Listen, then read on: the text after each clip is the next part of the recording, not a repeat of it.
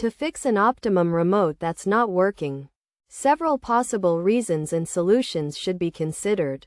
If the remote is not functioning, it may be due to low or dead batteries. In this case, opening the battery compartment, removing the old batteries, and replacing them with new ones should resolve the issue. It's also possible to pair the remote to the TV via Bluetooth.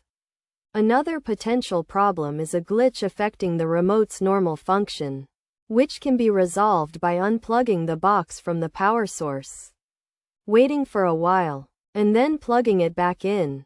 Additionally, the TV may have lost connection to the remote and needs to be repaired. To do this, go to Settings, click on Remote, and press the 7 and 9 buttons simultaneously for 5 seconds to activate pairing mode.